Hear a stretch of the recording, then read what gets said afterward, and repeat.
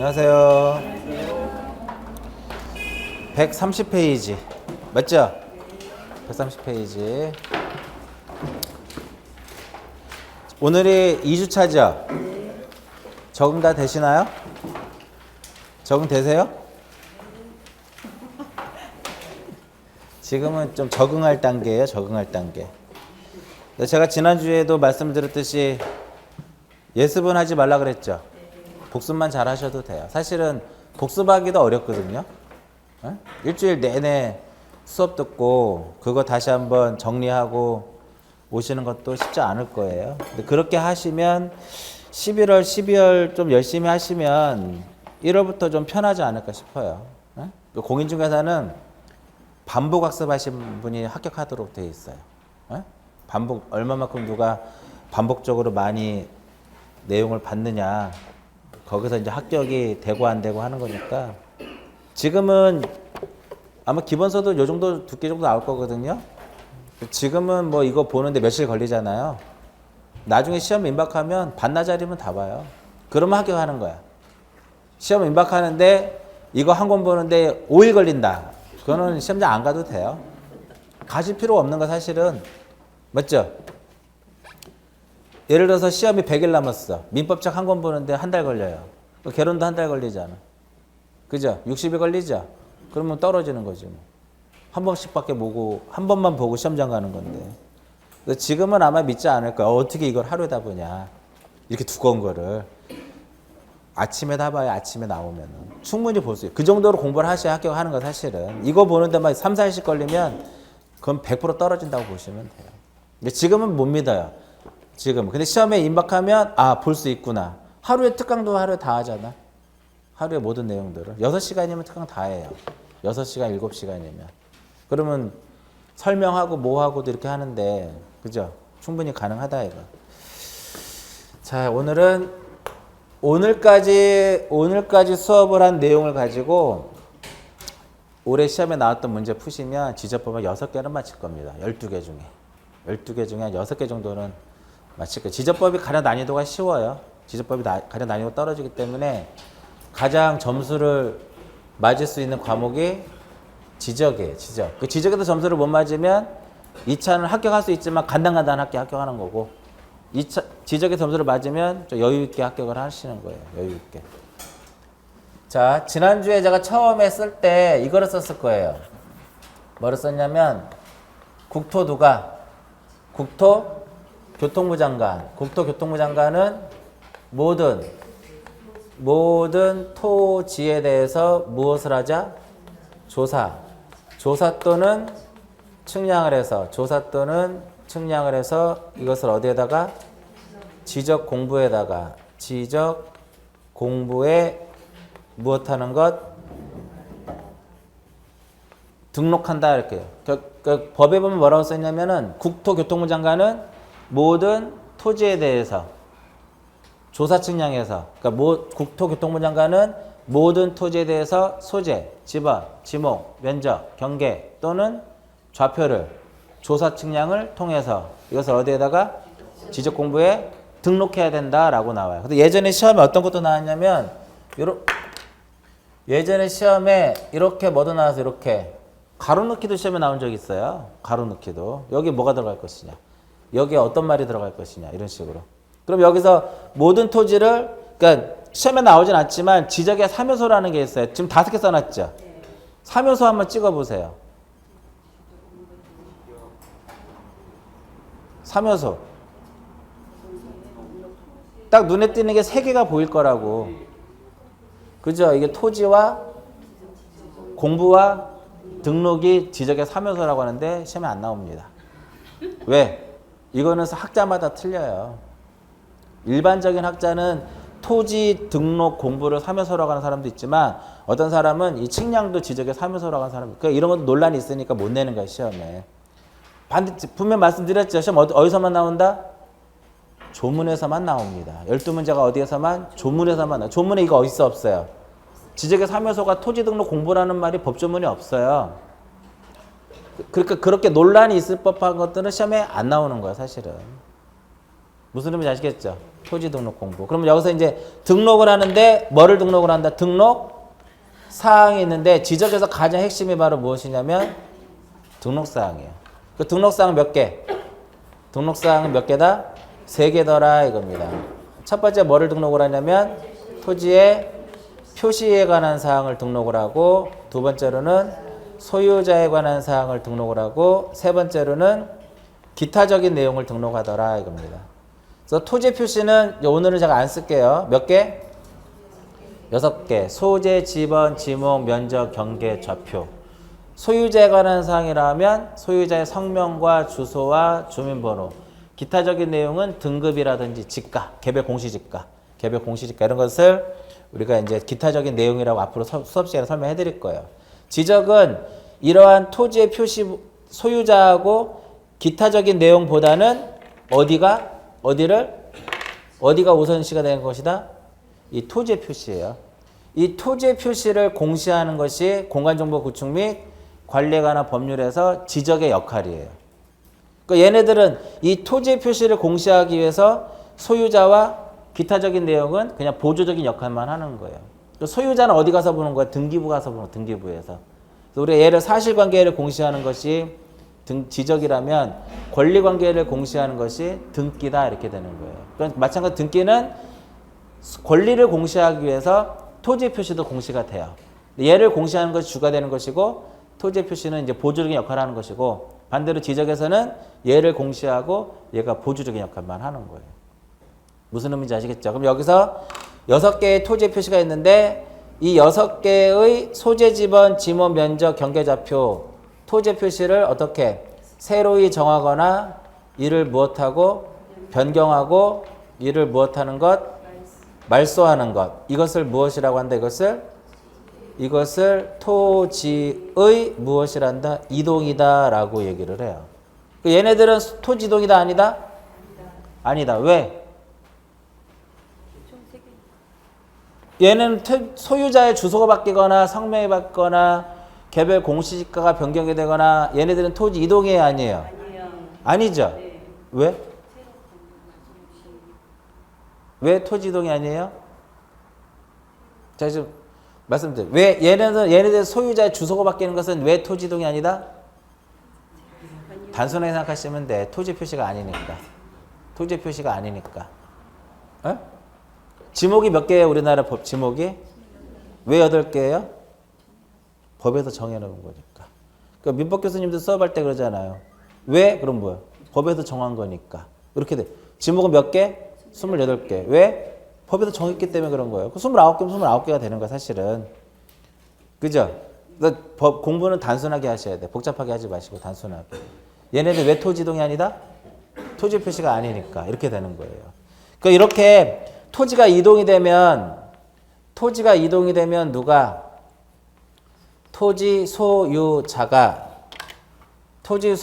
무엇하는 거다? 토지 소유자가 신청을 하는 거예요. 토지 소유자 무엇을 해라? 신청을 해라. 누구에게? 자, 국장일까요? 시도지사일까? 소관청일까요? 소관청. 그렇지. 무조건 지적 소관청이 되는 거야. 네?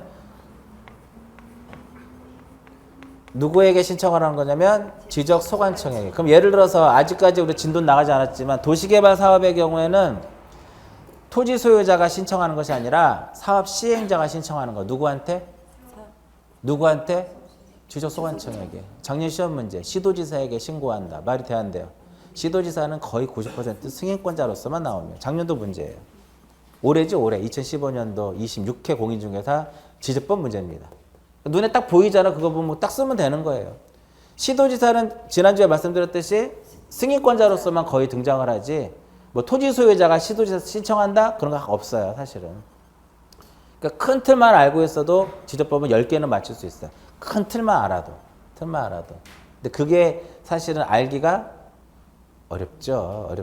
저는 10몇 년을 강의를 해서, 제가 지금 강의를 몇 년 했냐면 25년째, 24년? 24년 정도 했어요. 공인중개사 말고 이것저것 합쳐가지고 24년.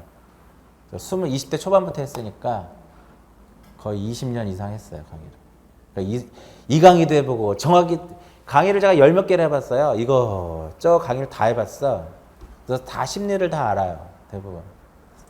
그렇다 치고 이렇게 신청을 하는 거예요. 토지가 이동이면 누가? 토지 소유자가 지적소관청에 신청하는데 나중에 다시 나와요. 60일 이내에 이제 신청을 하도록 돼 있어요. 60일 이내. 그런데 그럼 60일 이내에 보통 해야 된다는 소리는 의무가 있다라는 거예요? 없다라는 거야? 있다라는 거잖아. 그래서 우리가 지적은 여기 뭐라고 써 있냐면은 모든 토지를 등록해야 된다라는 개념이에요. 모든 토지를 어디에다가 지적공부에 등록을 해야 돼. 그럼 만약에 토지 소유자 신청을 하지 않으면 어떻게 될까요? 직권으로 등록하겠다 이거야. 누가? 그치. 직권 얘기 나오면은요, 국장이라든지 시도지사가 안 나와. 무조건 누가?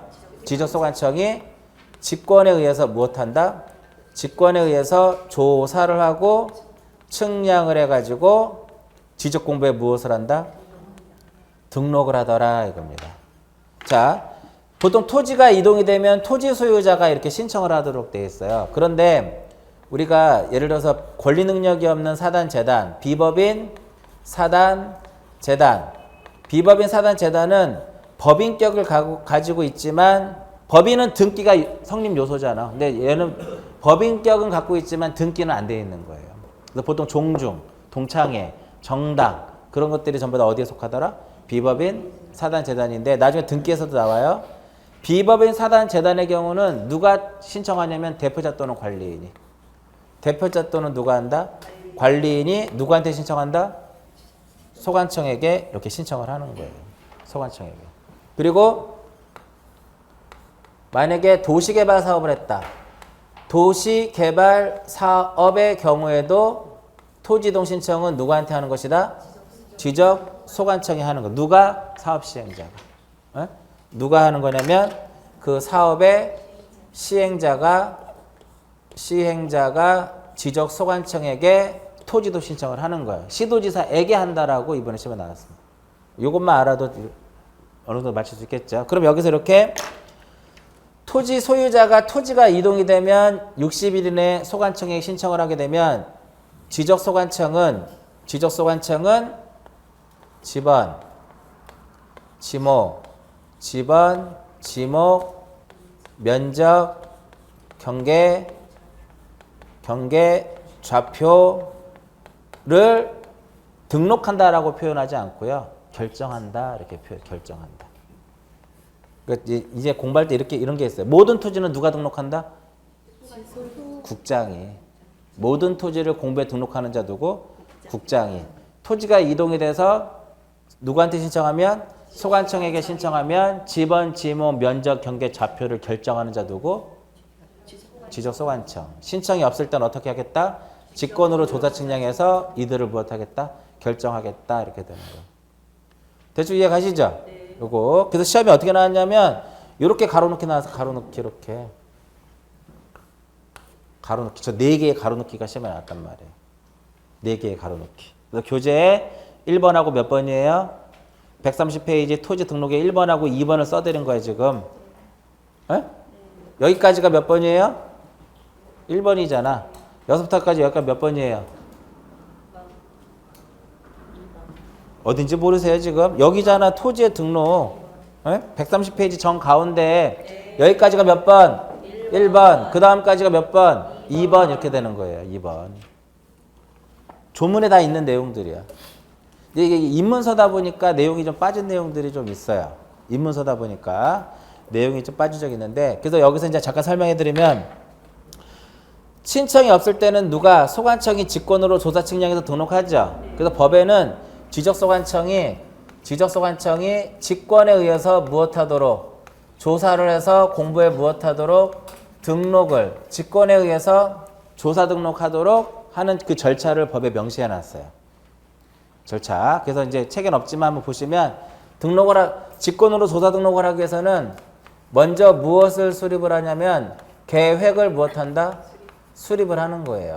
무엇을 하기 위한 계획을 수립해? 조사를 하기 위한 계획을 수립하는 거예요. 지적에서 가장 핵심이 토지의 이동입니다. 그래서 지적소관청은 토지 이동의 현황을 무엇하기 위한 조사를 하기 위한 무엇을 수립하자? 계획을 수립하자 이거예요. 계획을. 대충 이해가시겠죠? 그러면 계획을 조사에 대한 무엇을 수립했다? 계획을 수립했다 이거면. 그러면 그 다음에 무엇 하면 돼요? 상식적으로? 자, 직권으로 조사 등록하기 위해서 토지 이동 현황을 조사를 하기 위한 계획을 수립을 했어. 그 다음에 뭐 해야 돼요? 가도 조사해야지. 가서 무엇 한다? 조사를 해야 되지 않겠냐 이거예요. 맞죠? 그럼 조사했죠? 그럼 적어놔야지. 조사부에다 그 사실을 적는 거예요. 그 내용을 어디에다 적는다? 조사부에다가 그 내용을 적는 거예요. 그 앞에 다 뭐가 들어가? 토지 이동. 네? 토지 이동 현황 조사 계획을 수립했으니까 누가 수립해요? 국장, 시도지사, 지적소관청. 그렇지, 지적소관청이. 모르면 소관청이야 다 그냥. 아시겠죠? 그럼 지적소관청은 조사 계획을 수립을 해서 연 1회 이상 토지 이동 현황을 조사하도록 되어 있어요. 조사를 하면 그 내용을 어디에다가? 조사부에다가 그 내용을 적어야 돼요. 그리고 나서 최종적으로 지적 공부를 무엇하자? 정리를 하는데 지적에서는 정리를 하기 전에 먼저 결의서라는 것을 작성을 해요. 그걸 우리가 일명 토지 이동 정리 결의서라고 그래. 그것을 무엇이라고 하냐면 토지 이동 정리 무엇이라고 한다? 결의서다라고 얘기를 해요. 그 결의서에 어떤 거를 기록을 하냐면 지번이라든지 지목이라든지 면적 같은 걸 여기다 기록을 해요. 그 다음에 윗사람한테 상급자에게 보고받고 오케이 떨어지면 그것을 그대로 어디에다가 지적공부에다가 정리를 하는 거예요. 요한에서 시험에 5번 나왔습니다. 요한에서만 5번 시험에 나왔어요. 첫 번째 어떻게 나왔냐면 절차 물어보는 거 하나. 다음 중 직권에 의해서 조사 등록하기 위한 절차를 올바르게 설명한 것은 요 순서대로 하나. 두 번째 정말 좀 치사하게 나왔는데 지적은 토지의 이용을 공부하는 것이 아니라 뭐를 공부하는 거? 토지의 동을 공부하는 거예요. 그죠? 근데 시험에 이용이라고 시험에 나왔어. 그거 못 찾았네요. 여러분들 공부하시는 분들. 이렇게 해서 두 번째 시험에 나왔어요. 이해가시죠? 그랬더니 미안했나 봐. 출제하시는 분이. 다음에 또 냈어요. 다음 중 지적소관청이 직권으로 조사 등록하기 위해서 계획을 수립해야 되는데 무슨 계획을 수립하느냐? 무슨 계획 수립해요? 토지 이동 현황 조사 계획 단답형. 세 번째. 또 나왔어 다음에. 승인 받아 안 받아요? 제가 승인 얘기 안 했지 지금까지. 승인 안 받는데 승인 받아야 된다고 시험에 나왔어. 누가 수립한다? 소관청이. 이때 시도지사의 승인을 얻어야 된다. 맞아 틀려? 틀리는 거죠. 여러분들이 지난주에 제가 한번 설명해 드렸을 거예요. 시도지사에게 승인 얻는 것은 3, 4개밖에 없어. 여러분들 범위 내에서는. 그거 외에는 승인이란 말이 들어가서는 안 되는데 이렇게 해서 나오고 하나가 더 나왔어요. 무슨 의미인지 아시겠죠? 여기에서 4, 5문제 나왔다니까 이 안에서. 우리 교재에는 뭐만 써 있어요 지금? 3번에. 이것만 써 있잖아. 지적소관청이 직권으로 조사 등록하기 위해서는 뭐를 수립해라? 토지 이동 현황 조사 계획을 수립한다. 근데 거기까지만 공부하시면 안 된다는 소리예요. 왜? 여기까지만 써놓은 거니까. 그럼 나중에 이제 기본서 나오면 이런 내용들이 순차적으로 나오겠죠. 이런 식으로. 어려울 게 없어. 항상 모든 건 계획이고요. 마지막은 정리예요. 조사에 대한 계획을 수립했으니까 가서 조사하면 될 것이고 그 내용을 조사부에다 적으면 될 것이고 마지막으로 공부 정리하는데 공부 정리하기에 앞서서 뭐를 쓴다? 결의서를 쓰고 여러분들 노트 필기 하시잖아. 집에 가서 다시 해요? 노트 필기하고 집에 가서 다시 정리해. 그렇게 생각하시면 돼. 맞죠? 그러면 얘랑 어때야 돼요? 똑같아야죠. 지적 공부잖아. 지적 공부를 정리했잖아. 근데 공부가 휙 날아가 버렸어. 공부가 휙 날아갔다는 소리는 지적 공부가 무엇이 됐다라는 거야? 멸실이 됐다라는 거야. 그럼 지적 공부가 멸실됐을 때 하는 것을 지적 공부의 무엇이란다? 복구라고 해요. 복구. 어? 지적 공부가 멸실됐을 때 하는 것을 복구라고 해요. 복구하려면 자료가 필요하거든요. 필요할까 안 필요할까요? 이거 복구 자료로 쓸 수 있을까 없을까? 있겠죠. 왜? 얘를 가지고 얘를 정리했으니까. 됐죠? 토지 이동 정리 결의서는 여러분들 딱 2개만 기억하시면 돼. 지적 공부가 멸실되거나 훼손됐을 때 복구를 해야 되는데 복구를 하기 위해서는 자료가 필요하더라. 그 중에 대표적인 자료 중에 하나가 요 놈이더라 이겁니다. 다시 그 다음에 얘를 가지고 정리를 하죠. 얘를 가지고 토지 이동 정리 결의서를 작성한 다음에 이것을 가지고 지적 공부를 무엇한다?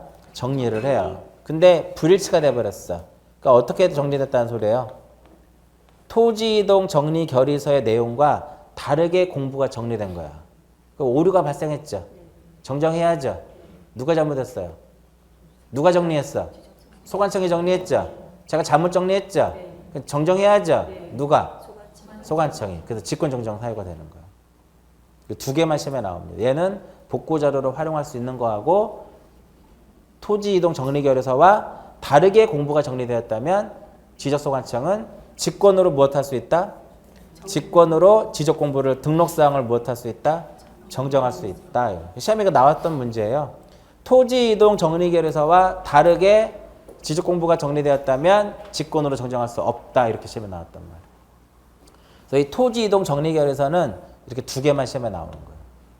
두 가지만. 대충 어떤 의미인지 아시겠죠? 일단은 뭐부터 기억하시면 돼요? 계획, 조사계획 수립하면 조사하고 조사부 작성하고 결의서 작성한 다음에 공부를 정리하는 이 순서에 의하구나. 이 순서만 알아두시면 돼요. 순서만. 또 나올 거예요, 나중에. 자, 다시 토지를 이제 등록하죠? 공부에다가 그 단위가 뭐예요? 필지.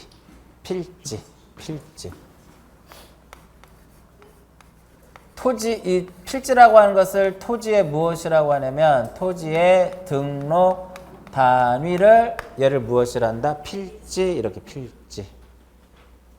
됐죠? 필지는 그래서 그럼 우리가 필지가 등록이 되는데 공부에 몇 필지로 등록이 돼요? 한 필지가 등록이 돼요. 우리가 물적 편성주의라고 하는데 1필지마다 하나의 무엇을 두자? 대장을 두자 이거예요. 하나 필지마다 하나의 대장. 우리 한 사람마다 호족 등본 이렇게 인감이 있듯이 한 사람마다 인감이 있듯이 필지마다 대장이 하나씩 있는 거예요. 두 개가 있을 수 있어요? 없다 이거. 토지 대장하고 임야 대장 있죠. 어느 필지가 양쪽에 다 등록될 수가 없어요. 이 토지 대장에 등록되면 임야는 못 들어가. 임야 대장에 등록이 되면 여기는 등록이 안 돼요. 물론 여기서 넘어올 수는 있지 이렇게. 등록자는. 여기서 넘어갈 수는 없어요. 누가 토지 대장에 등록된 토지를 임야 대장에다 옮기겠습니까? 바보 아닌 이상은 안 옮기지. 그렇잖아요. 그렇게도 시험에 나온다니까. 토지 대장, 임야 대장에 토지 대장 지적도에 등록된 토지를 임야대장, 임야도에 등록하는 것을 등록전환이라 한다. 틀렸죠? 용어로서 그렇게 시험에 나온다. 필지란 무엇이냐면 토지의 무엇이다? 등록 단위다. 그러면 필지란 토지 등록 단위인데 단위가 1필지 단위로 등록이 되잖아요. 그래서 법에 보면은 1필지로 정할 수 있는 기준이라는 말이 있어요. 네? 법에 보면은 1필지로 정할 수 있는 기준 해가지고 어떻게 써있냐면 지번 부여 지역 안의 토지로서 소유자와 용도가 동일하고 집안이 연속되면 몇 필지로 할 수 있다? 1필지로 할 수 있다. 네 가지의 요건이 들어가요. 법조문에 1필지로 정할 수 있는 기준 해가지고 지번 부여 지역 안의 토지로서 소유자와 용도가 동일하고 집안이 어때 된다? 연속해야 된다. 쓰면 지번 부여 지역 안에 토지라고 그랬죠. 지번 부여 지역 안에 토지라고 했으니까 결과적으로 지번 부여 지역이 어때 된다는 소리다? 동일해야 된다는 소리예요. 지번 부여 지역 안에 토지로서 소유자와 용도가 무엇하고 동일하고 집안이 어떻게 되어 있으면 연속되어 있으면 몇 필지로 할 수 있다?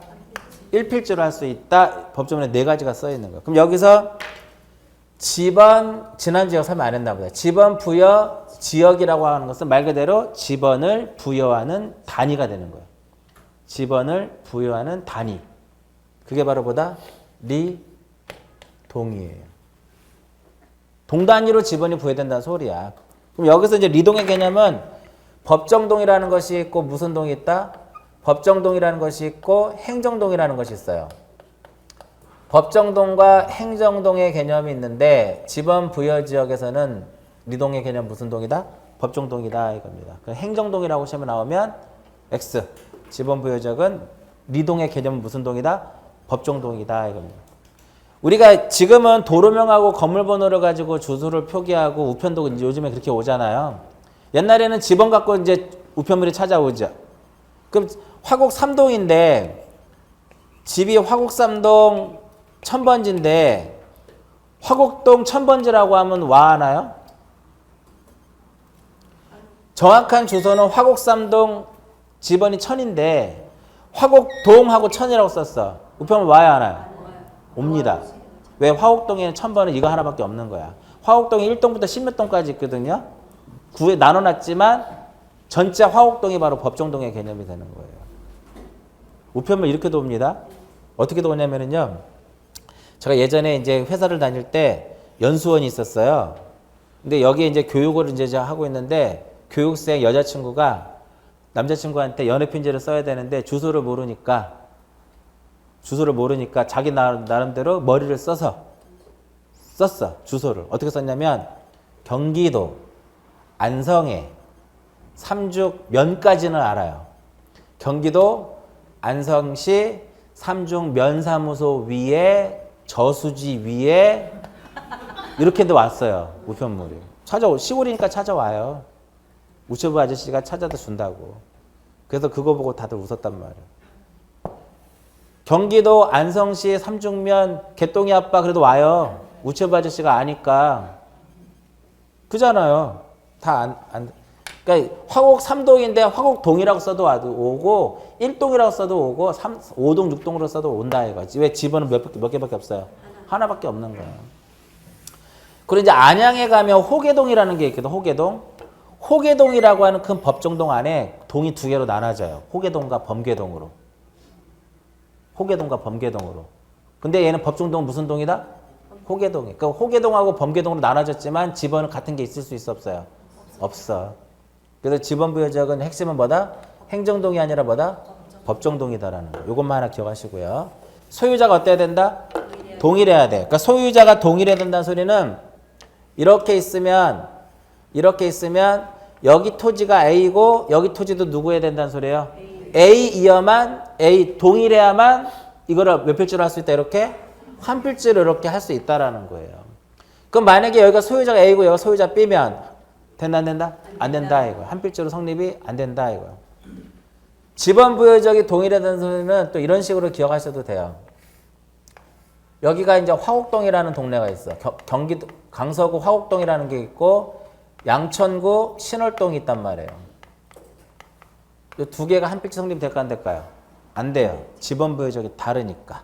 화곡동이라고 하는 지번부여적이 있고 신월동이라고 하는 지번부여적 따로 얘는 강서구 얘는 양천구예요 또. 그 지번부여적을 달리해서 한 필 성립이 안 된다 이거. 왜 안 된다? 지번부여적이 다르니까. 그러니까 반대예요. 동일하면 할 수 있지만 다르면 안 돼. 소유자가 동일하면 할 수 있지만 동일하지 않으면 안 돼. 집안도 어때 된다? 연속이 돼야 돼요. 그럼 예를 들어서 이렇게 있으면 도로가 이렇게 있으면 요 필지와 여기도 한 필지가 이렇게 있고 여기도 이렇게 한 필지가 있어요. 두 개가 한 필지 된다 안 된다? 안 된다. 왜? 얘 때문에 단절이 됐잖아. 그죠? 그 얘랑 한 필지 돼야 안 돼요? 얘랑 연속되어 있잖아. 그러면 된다 이거예요. 근데 얘랑은 왜 안 된다? 연속되어 있지 않으니까. 그죠? 용도도 어때야 된다? 동일해. 우리나라는 1필 1목의 원칙이에요. 한 필지마다 하나의 지목만 설정할 수 있는 거야. 여기 지목이 되고 지목이 무엇이면 전이면 한 필지 안 돼요. 대가 되거나 전이 돼야만 한 필지가 된다 이거예요. 아시겠죠? 다 동일해야 돼. 동일 연속. 아시겠죠? 요 네 가지가 법조문에 써 있는 내용이에요. 이거 외에도 한 필지가 성립이 되기 위해서는 축척이 동일해야 돼요. 축척은 토지 표시 2다. OX.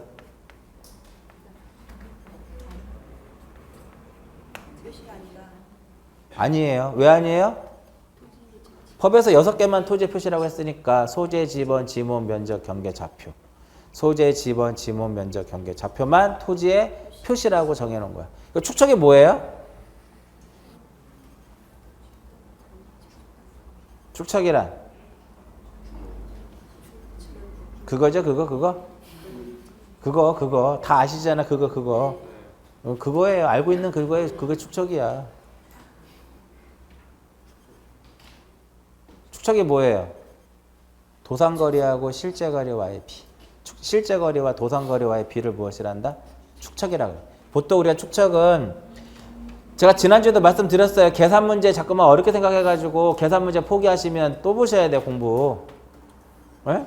어려워도 하시란 말이에요. 뭐 어려워봤자 곱하기하고 나누기만 하면 되는데 계산 능력이 안 되면 계산기가 두들겨 주잖아. 계산기가. 슈퍼마켓 계산기 쓰지 마시고 좀 편리한 공학용 계산기 쓰시란 말이에요. 더 편해. 사용법만 제대로 알면. 근데 그게 싫으니까 막 이따만한 슈퍼마켓 계산기 가져와가지고 1, 2, 3, 4, 5, 6, 7, 8, 9, 0 퍼센트 그려져 있고 어떻게 꺼요? 어떻게 꺼 이거? 놔두면 꺼져요. 어떻게 켜요? 그냥 막 눌러보면 켜져. 그잖아. 끄는 거는 놔두면 꺼져. 요즘에는 절전 기능이 있어가지고. 계산기 연습 열심히 했는데 시험 볼 때 또 안 가져가는 사람들 있어요. 깜빡하고. 그러면 계산이 되겠냐고. 어? 가져가야지 계산기. 축척은 우리가 이렇게 분수로서 보통 표시를 해요. 1대 100은 100분의 1이라고 하는 건데 축척을 1대 100으로도 표시가 되고요. 100분의 1이라고도 표시를 해요. 이해하시겠죠? 그래서 이 100분의 1, 그 100분의 1의 개념이 뭐냐면은 실제 거리 몇 메타가 100m가 도상에서는 1m로 표시되는 거예요. 실제 거리 100cm면 도상에서는 1cm로. 그러니까 위아래가 단위는 어때든 단위가 통일돼야 돼. 여기 cm면 얘도 cm, 메다면 메다, 킬로미터면 킬로미터. 그러니까 100만 분의 1의 지도는 100만 메다가 1m라는 도면에서는 1m로 표현된다. 그래야만 우리나라 대한민국 전도가 100만 분의 1이거든요. 우리나라 대한민국 전도가 100만 분의 1인데 100만 분의 1로 그려야만 전도에 쏙 들어와요. 어? 만약에 80만 분의 1이다. 그럼 안 들어와요.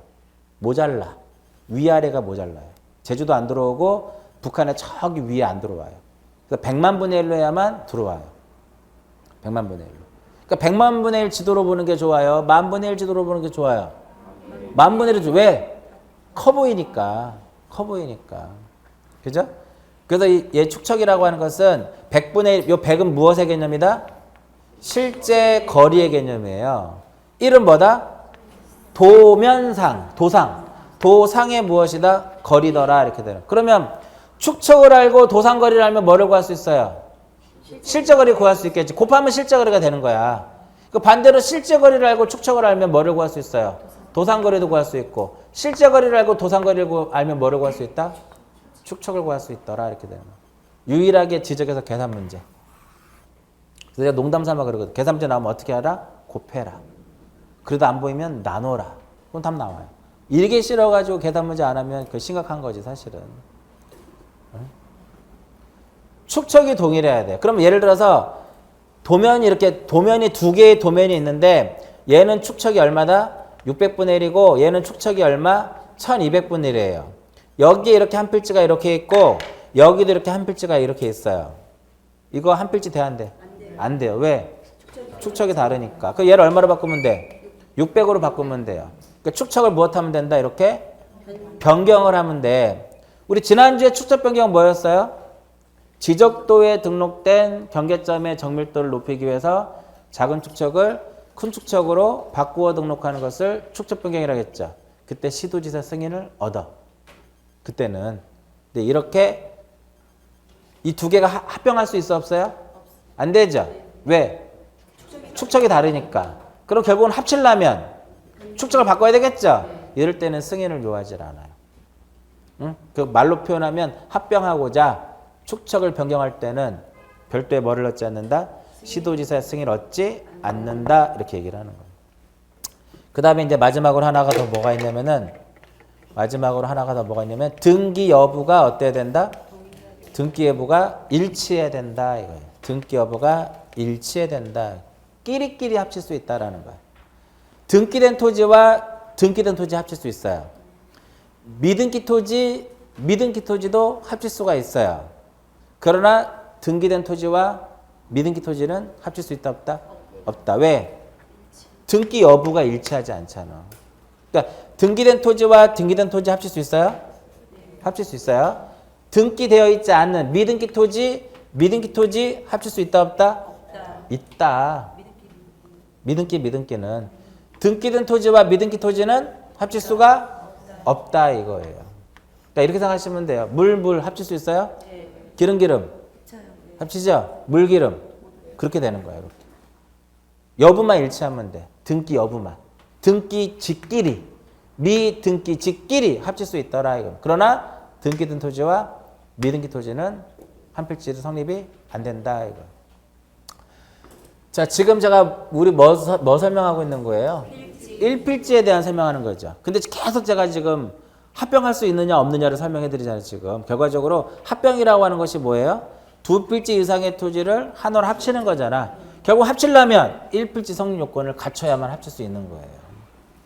합치기 위해서는 일필지 성립 요건을 갖춰야만 합칠 수 있더라 이렇게 되는 거예요.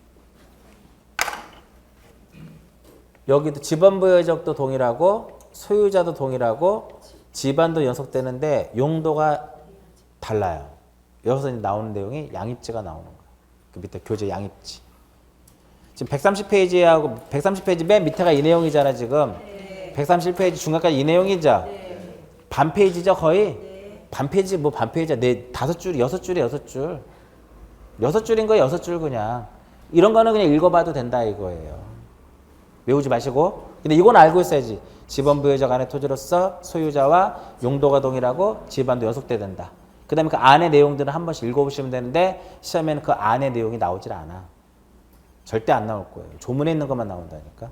조문에 있는 것만. 15회부터 26회까지요. 조문에서 안 나온 건 단 한 문제도 없어요. 조문에서만 나오면 지적법은. 개인적인 의견이 들어가지 않습니다. 교수님들 싫어하세요. 그렇게 내는 거. 왜? 귀찮거든. 법조문 따다 붙여갖고 낸 게 얼마나 편해. 그렇잖아요. 있다로 없다로 바꾸고 승인 안 받는데 받는다로 바꾸고 60일인데 30일로 써놓고 얼마나 좋아. 문제 내기도 편하고. 출제 비용이 얼마인지 모르겠지만 문제당 한 5만 원씩은 줄걸요? 한 문제당? 보통 그러니까 문제 잘 내야지. 한 문제당. 그러니까 이의 신청이 있게 내는 것도 교수님들이 문제가 있는 거예요. 사실은. 검토 다 해야지. 문제당 5만 원씩 5만 원 정도는 드릴 텐데 출제위원들한테. 더 줄지도 몰라요. 물론 덜 줄 수도 있지만 제가 아는 선에는 5만 원 정도 받습니다. 일반적으로. 근데 한 문제만 내겠냐고. 40문제씩 내면 200만 원이에요. 200만 원이래. 200만 원. 올해도 아마 이의신청 문제 아마 들어갔을 거예요. 그러니까 이의신청이 문제가 있으면 저희는 상관없는데 공부하는 사람들은 스트레스 받잖아. 내가 맞았는데 이의신청 들어가서 답이 바뀌어버리면 틀린 게 이의신청 들어가면 기분은 좋긴 하지만 하여튼 그래요. 그래서 가장 좋은 게 조문에서만 내면 이의신청 있을 이유가 없잖아. 그잖아요. 있다 없다만 바꿔놓으면 되는데 뭐 이의신청 뭐가 할 필요 있어.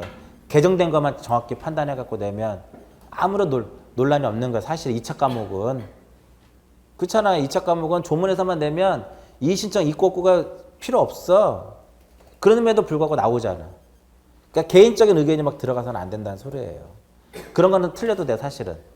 그래도 합격하는 데 지장 없어요. 조문에 있는 것만 다 하더라도. 자 이렇게 쓰면 제가 태어난 동네가 저기 화곡동이에요. 화곡동. 서울의 변두리죠. 여기도 변두리긴 하지만 화곡동은 더 변두리예요. 김포공항 옆에 있어가지고 제가 어렸을 때 비행기 뜨고 내리는 거를 보면서 자랐단 말이에요. 화곡동. 여기에 이제 몇 필지가 있냐면 두 필지가 이렇게 있더라 이겁니다. 저기다 이제 끼워 맞추는 거예요. 요 두 필지는 화곡동이라고 하는 지번부여적 안에 있다. 지번부여적이 동일하다. 맞죠? 여기 소유자 A 거고요. 여기 소유자 A 거야. 소유자도 동일하다. 붙어있죠? 지반도 연속되어 있어요. 맞죠? 근데 여기는 지목이 과수원이에요. 과수원이고 여기는 지목이 유지야. 유지는 물이 고여있는 곳을 유지라 그래요. 물이 고이는 곳. 저수지, 댐, 호수, 연못 이런데 물이 고여 있는 곳을 무엇이란다? 유지라 그래요. 그러면 과수원 얘는 과수원이고 지목이 과수원이고 얘는 지목이 무엇이다? 유지야. 그럼 용도가 같아요, 틀려요? 달라. 세 가지를 만족을 시켰는데 얘를 지금 만족 못 시켰잖아, 지금. 그럼 한필지 성립이 돼야 안 돼? 안 되죠. 근데 예외 규정으로 된다 이거. 예외로. 그래서 이때 과수원을 우리는 무엇이라고 하냐면은 주된 용도. 주된 용도의 무엇이라고?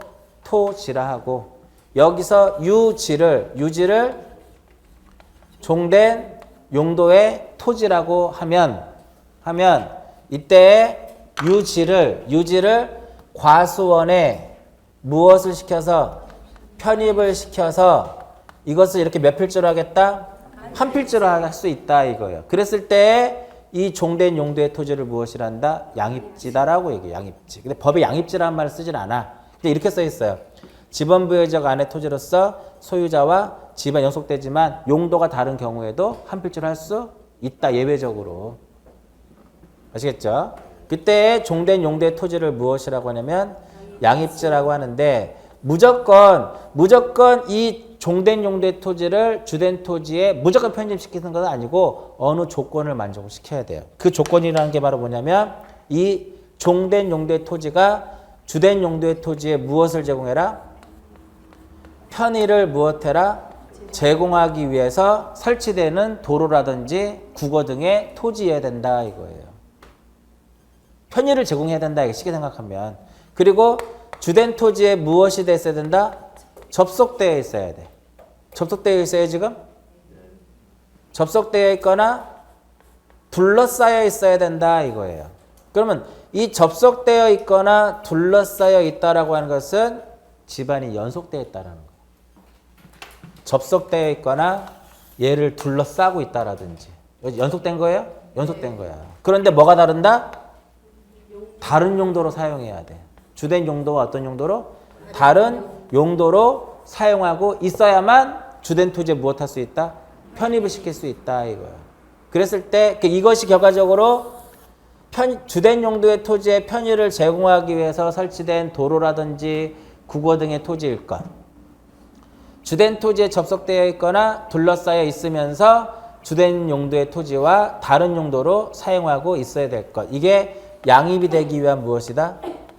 요건이에요. 이러한 요건을 갖춰야만 주된 토지에 무엇 시킨다? 편입을 시키겠다 이겁니다.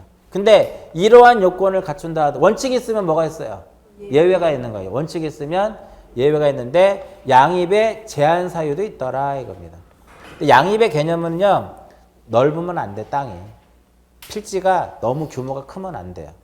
일단 기본적으로 종된 용도의 토지 지목이 무엇이면 되면 양입이 안 돼요. 그 다음에 넓으면 안 돼. 그 넓다라는 게 100평 정도. 100평이면 몇 제곱미터예요? 330제곱미터예요. 일반적으로. 330제곱미터이면 양입이 돼요. 초과를 해야 돼. 330제곱미터를 무엇 해야 된다? 초과를 해야 돼. 그 정확히 330이면 양입 된다 안 된다? 된다 이거예요. 331이면 안 돼. 아시겠죠? 또 몇 퍼센트를? 10%. 10%를 무엇하면? 초과하면. 10% 계산할 수 있죠. 100원에 10%면 얼마예요? 10원. 그죠? 굳이 계산기 누르지 않아도 되잖아. 근데 또 다른 게 물어보고 또 몇 프로라고 하면 또 그것도 헷갈려 또. 10%를 초과하면 양입이 안 돼. 양입이 안 된다는 소리는 결국은 너도 안 필지, 나도 안 필지 이렇게 하겠다 이거예요. 자, 양입의 제한사가 몇 개?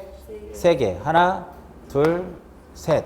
셋 중에 하나라도 만족을 못 시키면 양입 안 됩니다. 힌트 드렸어요. 여기 과수원이에요. 과수원의 면적이 1000제곱미터야. 근데 여기에 유지가 있는데 유지가 있는데 유지의 면적이 330제곱미터예요. 양입 돼 안 돼?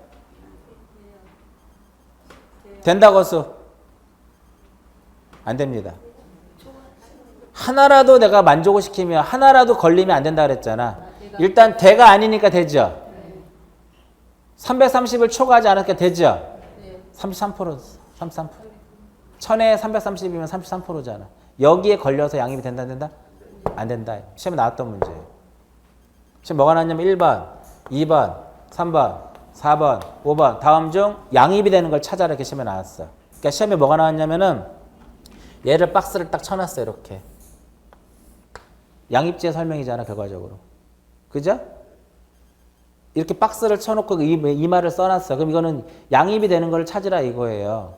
근데 1번과 2번은 지목이 돼야. 그럼 걸러내야지. 3번과 4번은 하나는 331인가 그렇고 하나는 10%를 넘어갔어. 그러면 얘는 왜 안 돼요? 지목이 되니까. 얘는 330을 넘었으니까. 얘는 10%를 넘었으니까. 그 딸랑 하나만 남아. 그게 정답이다. 이거. 시험에 나왔던 문제. 23회 때인가 24회 때. 23회 때인가 24회 때 시험에 출제가 됐었던 문제인데 한 개라도 해당이 되면 양입이 안 돼요. 그러면 넓은 과수원이 있는데 과수원의 면적이 10만 제곱미터야. 근데 여기에 조그맣게 주거용 건축물이 있는데 면적이 20제곱미터예요. 양입이 된다 안 된다? 안 돼. 왜? 되니까. 이렇게 되는 거예요. 그래서 과수원 내에 주거용 건축물은 지목이 과수원일까 될까요? 대가 되는 거예요. 과수원 내에 주거용 건축물의 지목은 대가 되는 거예요. 대. 과수원이 될 수가 없어요. 양입이 안 되기 때문에. 그래서 이번 시간에 거의 한 40분 정도 설명해 드렸거든요. 몇 개 안 되죠? 지금 40분 동안 설명한 게 이거밖에 없는 거야. 모든 토지 등록해라. 누가? 국장이. 토지가 이동이 되면 누가 신청해라? 토지 소유자가. 누구한테? 소관청에게. 소관청에 신청하면 지번, 지목, 면적, 경계, 좌표 결정하겠다. 신청하지 않으면 어떻게 하겠다? 직권으로 조사 측량해서 지번, 지목, 면적, 경계, 좌표를 결정해서 공부를 정리하겠다 이거예요. 맞죠? 여기까지 하나 끝. 이거 나중에 봐도 되고. 이거 어렵지 않잖아. 토지 이동 현황 조사를 위한 계획 수립하고 조사하고 조사부 작성하고 결의서 작성해서 공부 정리하고 필지란. 요게 필지란 요건. 여기서 동그라미 X 양입지. 그러니까 얘를 공부하면서 자연스럽게 양입지가 정리가 되는 거예요. 양입의 요건과 양입의 제한사 이렇게. 한 3, 4개 정도밖에 안 한 거야 사실은. 되게 많이 한 것 같지만 이러한 내용들을요 1월에도 하겠죠, 3월에도 하겠죠, 5월에도 하겠죠, 7월에도 하겠죠, 9월에도 하겠죠, 집에 가서 동강도 듣겠죠, 혼자 공부도 하겠죠. 수십 번 수백 번 반복한단 말이야. 그거 왜 틀리냐고 이런 문제 나오면은 그 또 핑계 된다고. 또 어떻게 핑계 되는지 아세요? 6과목 양이 너무 많아요 이렇게 된다고. 근데 핑계가 없어. 합격하려면 해야 되는 거예요. 합격하시려면. 근데 요 정도의 내용이면 수업만 들어도 해결할 수 있어 사실은. 제가 지난주에 말씀드렸잖아. 수업 들어서 해결할 수 있는 것은 그걸 해결할 노력을 하고 수업으로 해결 안 되는 것들만 한 번씩 체크해서 써보고 암기할 거 암기해라 이거. 얘네들은 맨 처음에 되게 어렵게 생각해. 순서 되게 어렵게 생각하시는데 모든 게 계획. 여러분들 MT 가죠? 여행 가죠? 여행 갈 때 계획 수립을 해요? 먼저 조사부터 해요? 계획을 수립하지. 야 우리 어디 가자. 그러면 이제 인터넷을 통해서 어떻게 해? 조사를 하지. 조사를 하면 써봐야지 이렇게 내용을 옆에다가. 그죠? 그리고 가서 노는 거예요. 그런 식으로 해도 순서가 되는 거야 사실은. 이번 시간은 몇 페이지라고 딱 2페이지를 한 거야. 왼쪽 오른쪽. 그걸 정리하면 A4 용지 반도 안 돼요 사실은. 요 내용을 잘 정리해 놓으면. 잠깐 쉬었다가 지적에서 가장 중요한 이게 나오는 거예요. 이제 등록사항. 이제 지번, 지목, 면적, 경계 이렇게 나오는 거예요. 잠깐 쉬었다가 지번을 보도록 합니다. 좀 쉬었다 하도록 합니다.